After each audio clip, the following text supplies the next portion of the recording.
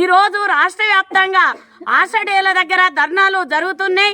వెంటనే రాష్ట్ర ప్రభుత్వం కానీ కేంద్ర ప్రభుత్వం కానీ వెంటనే ఆశా వర్కర్ల సమస్యలు పరిష్కరించకపోతే రాష్ట్ర వ్యాప్తంగా ఢిల్లీకి కూడా వెళ్ళడానికి కూడా సిద్ధంగా ఉన్నాం.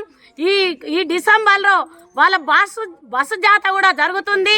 ఢిల్లీలో కూడా నిరాహార దీక్ష కాదు అమర నిరాహార దీక్ష చేయడానికి కూడా సిద్ధంగా ఉన్నామని చెప్పి సిఐటిగా హెచ్చరిక చేస్తుంది.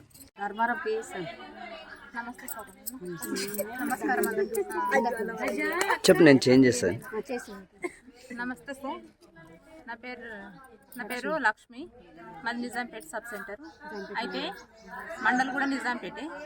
మేము 19 సంవత్సరాల నుంచి మేము ఈ ఆశా వర్కర్గా ఈ డ్యూటీలు చేస్తున్నాం. కాకపోతే మాకు పనికి దగ్గర పారితోషికం అనేది లేదు. మేము ఎంత చేస్తే అంతే. మాకు ఇలా డెలివరీ కేసు లేకపోతే అన్న కట్ చేస్తారు.